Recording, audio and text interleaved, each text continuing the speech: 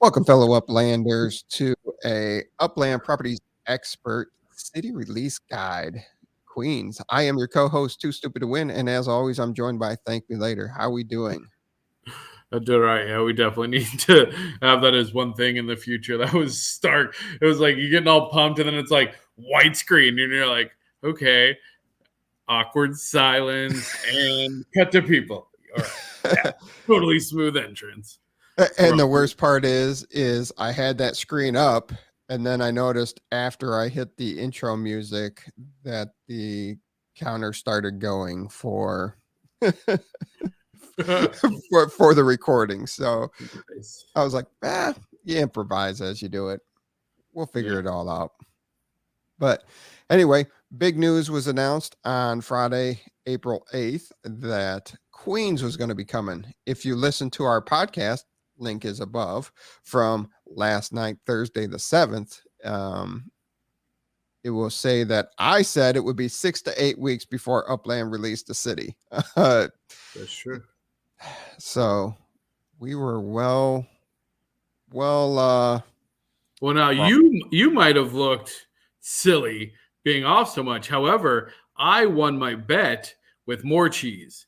So they visited me this morning.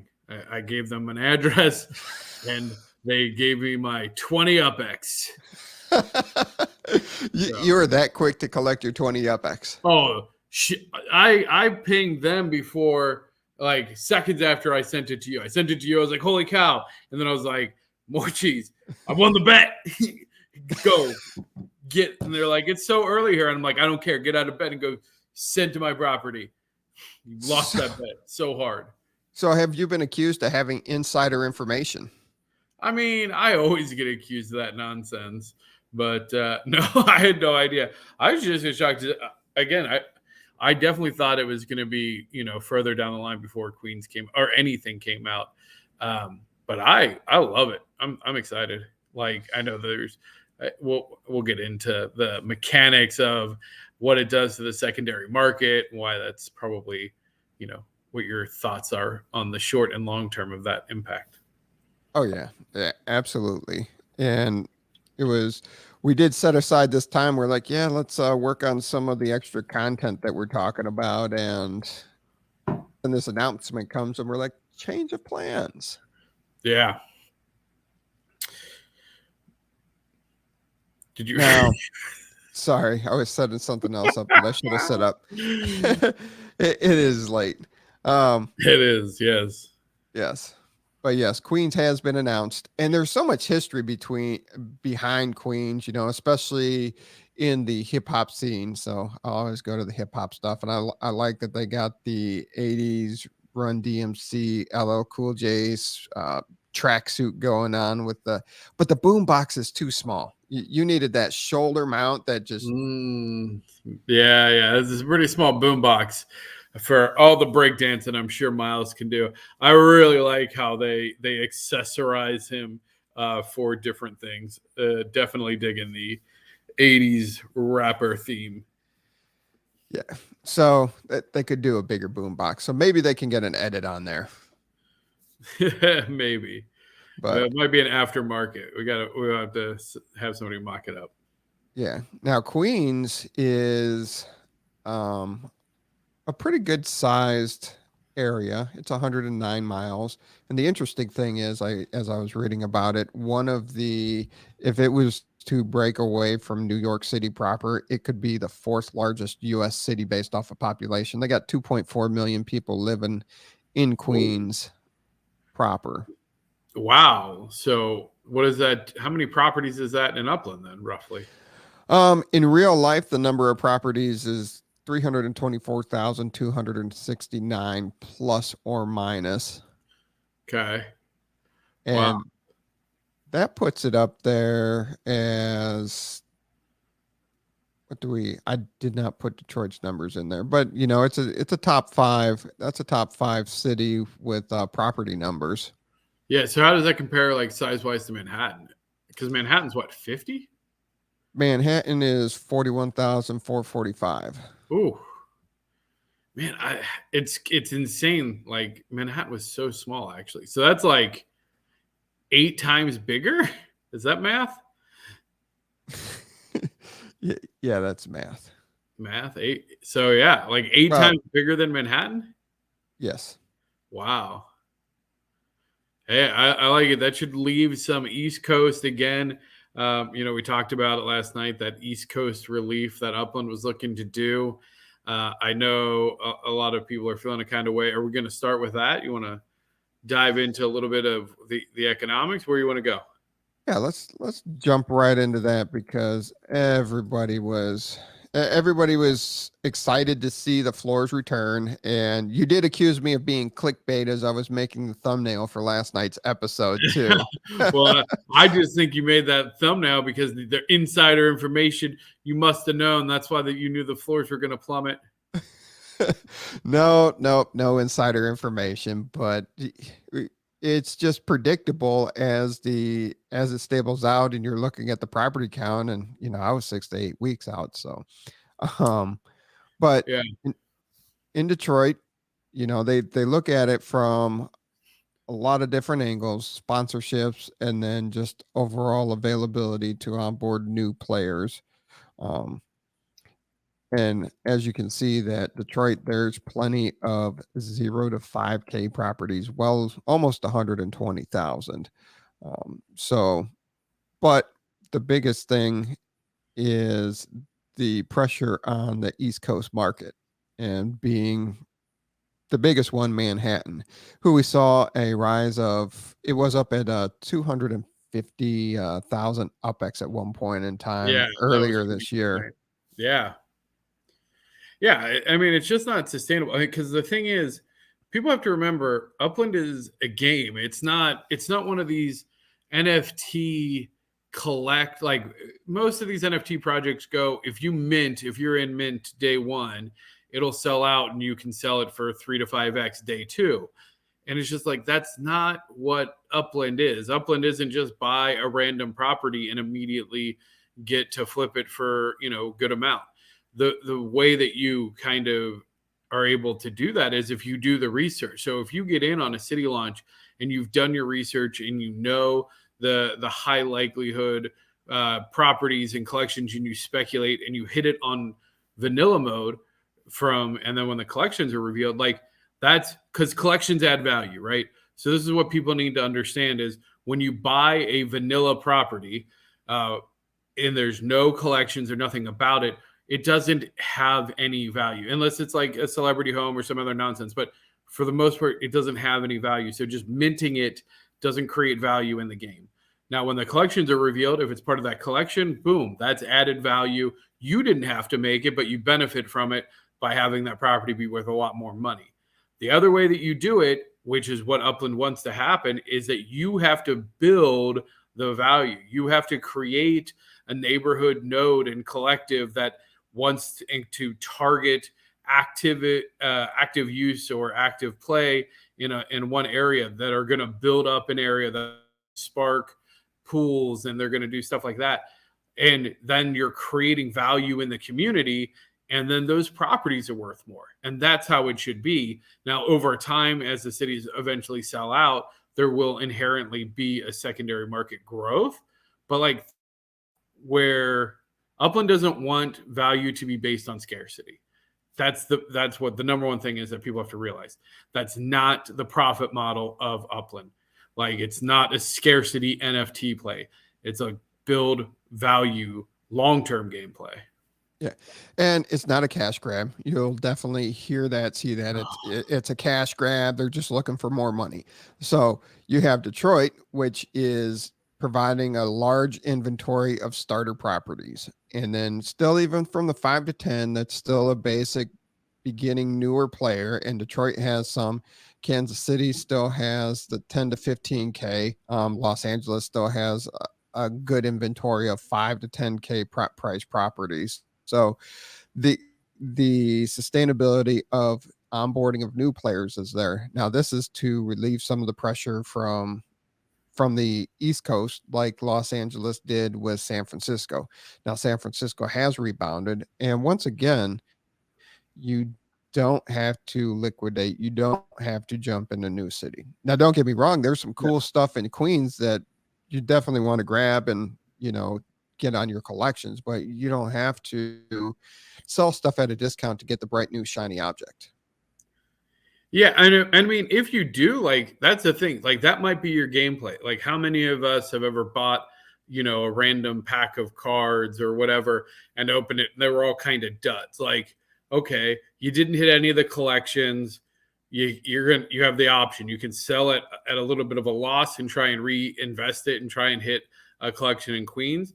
Like, you can do that, but then don't just be like, oh, I wasn't able to flip immediately for profit, so I had to sell at a loss. Like, you didn't have to sell at a loss. Like, you wanted to sell at a No. loss because you wanted to go do something else with the money, which is your choice. But like, over time, those properties will be worth more than zero. Like, that's the idea. But again, you have to add value to the game. That's the easiest way to say. And you see it in NBA Top Shot or NFL all day. They do a pack launch, and if you pull a rare or one of the collector set cards in there, you evaluate it. You're like, am I going to go after the whole set? No, but at least I made my money back, so I can sell the collection piece of a card. If it's going to be in a challenge, the challenge card, you can sell that, make your money back for the pack, or you might take a $2 or $3 hit, but you also had the base set moments too. But it's a great opportunity. I'm sure that analogy made no sense to 90% of the listeners who don't play Top Shots, but Yeah, sure. that's true. That's true. But I was trying to say that you see it in other parts of the NFT. It's other places too. It just appears different here, and again, it feels a little different because you're actively picking and buying. So like in vanilla mode, you're like picking a random card based on some factors, like so you can kind of investigate and figure it out, but there's no guarantees. Right. And things that you think are obvious will be a collection aren't, but you can always guarantee some of the streets, some of the neighborhoods that you've seen a pattern throughout Upland. Yeah, for sure.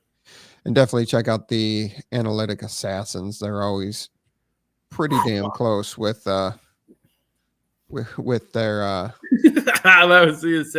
was that's their logo. It's just me doing fake karate chops. Analytic assassin.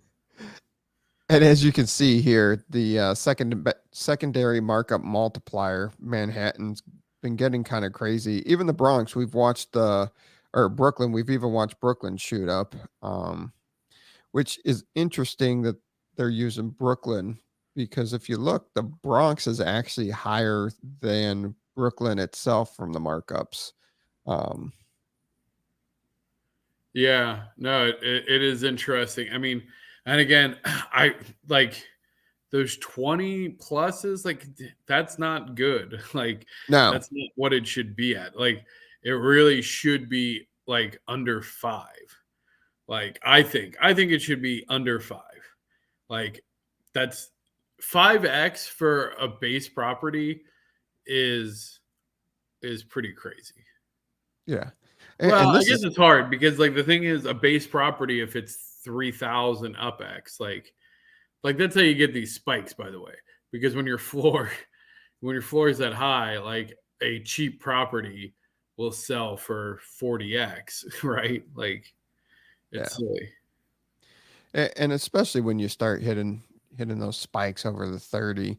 And Manhattan's been out since 2020, fall, late summer, early 20 or early fall 2020. And then Brooklyn was when was Brooklyn? That was it wasn't that long ago So because it was smooth. We have all the facts. yeah, we have all the facts. You should put that on the. We actually should put a timeline on the wiki. It'd be way easier to find. Yeah, it would be. Brooklyn was late last year. Yeah.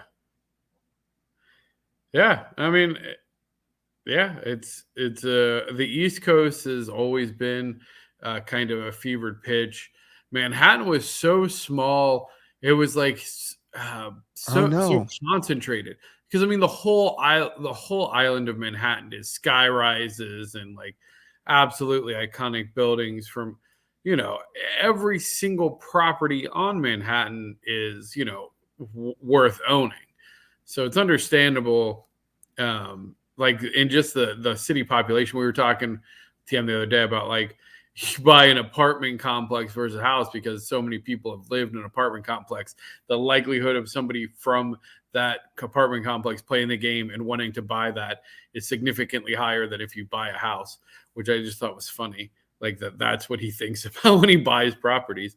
But in Manhattan, think about that. That's all skyscrapers. How many people, like that's a significantly higher chance. Yeah. And I was wrong. I got Brooklyn confused with the Bronx. Brooklyn expanded into like about March last year. So it's been around a year. Oh yeah. So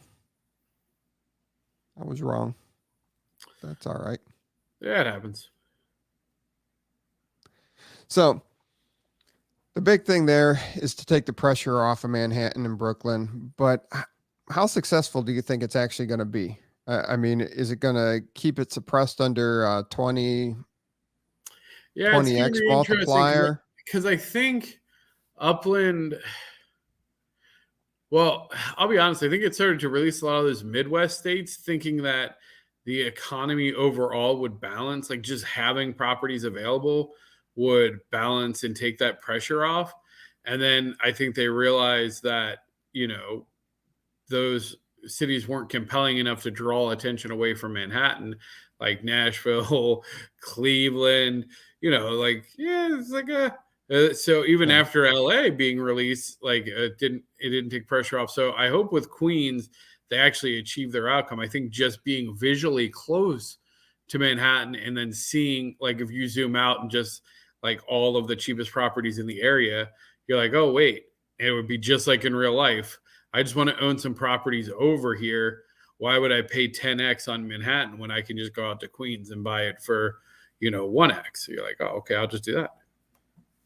Yeah. And another thing they're not talking about is Rutherford. Rutherford was a low price year two mint, but still its UPX floor is it's been on the rise. It was only 35,000 or yeah, 35,000 UPX a few weeks ago, and now it's up over 68,000 UPX.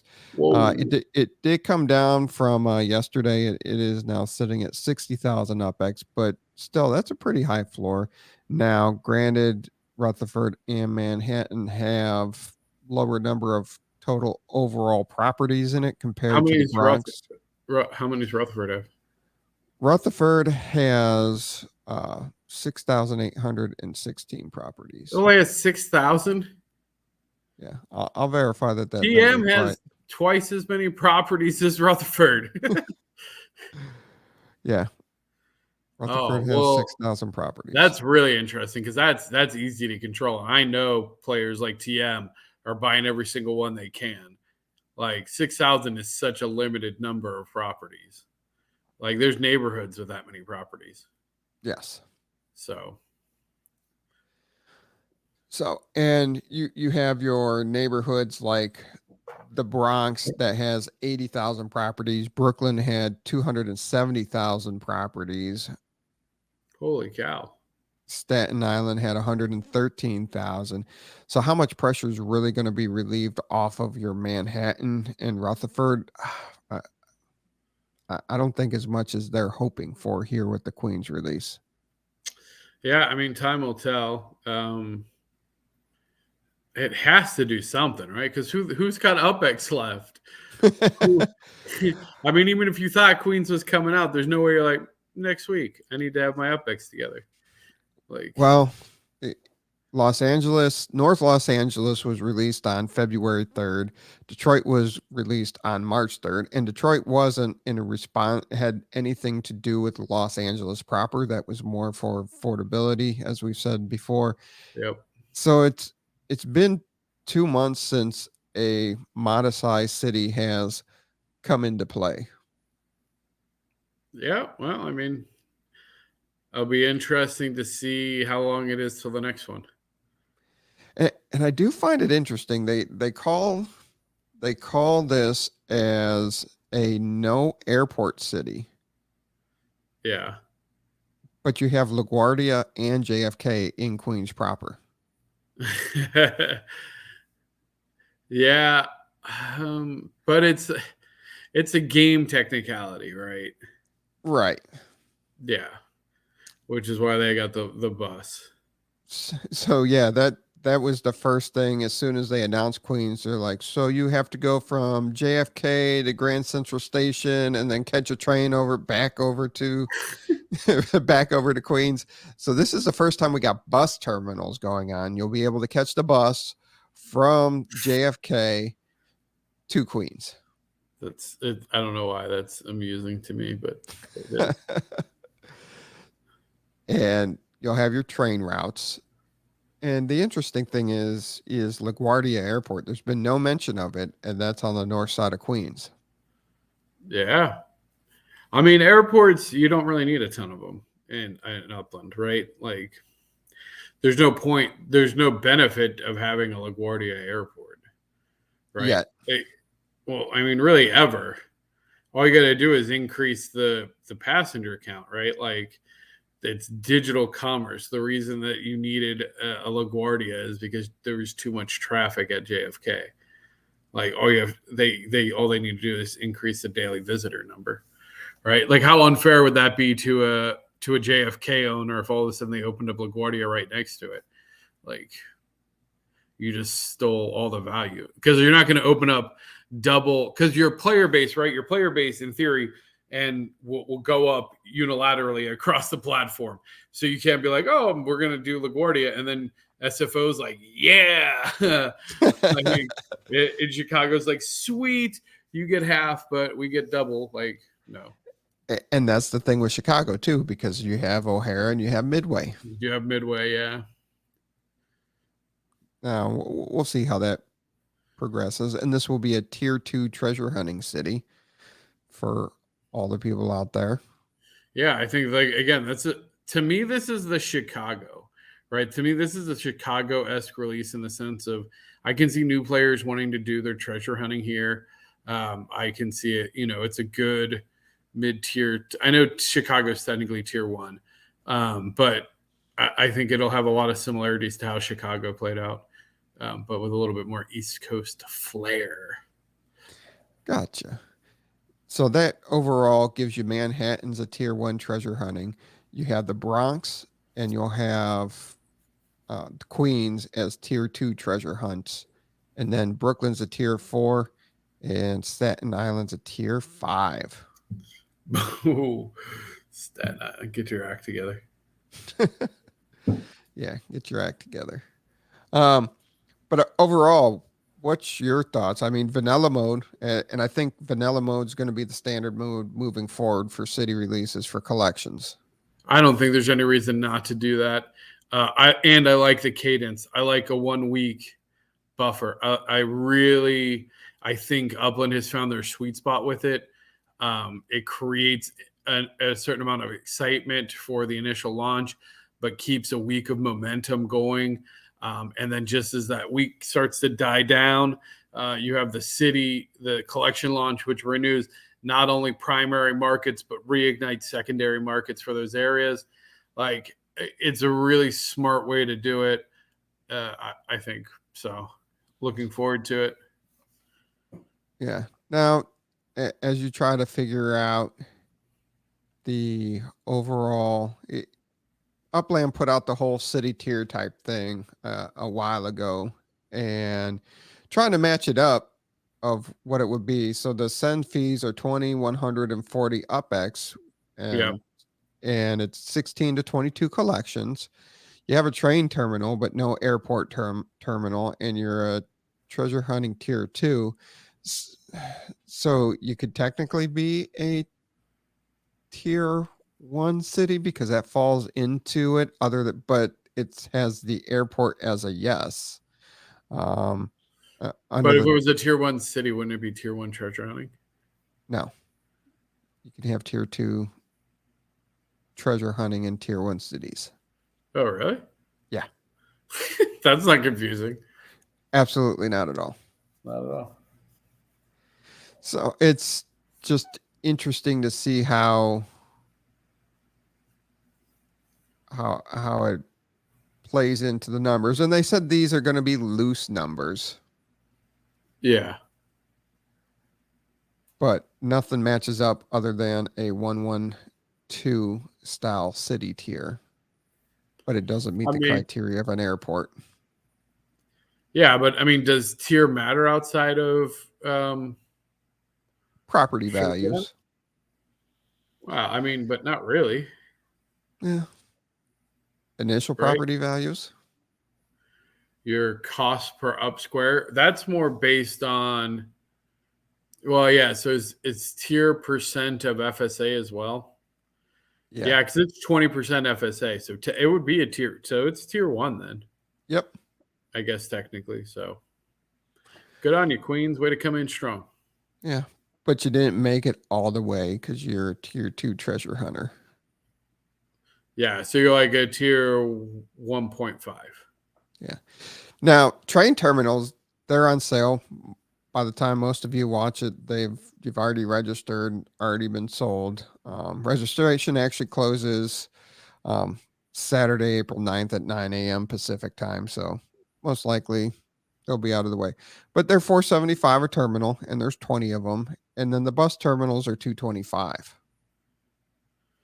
Yeah, I registered for both. Absolutely. You got I to. mean, yeah, because you buy that for 250 your bus terminal, you can sell it immediately for 1,000 or 1,500. Like, So you're saying the bus terminal is going to be an easier flip than the train terminal because it's the first time bus terminals are in the game? oh, for sure. I mean, yeah, because the thing is, so it's a cheaper form of transportation, uh, but it goes to JFK, which is huge. But it's only a one way. So keep in mind it's a one way. But whatever, that doesn't really matter. But yeah, first time, it's a limited number of them. Plus, it's a cheaper base, right? So 250, it's easy. It's easier to get multipliers on that, right? 225.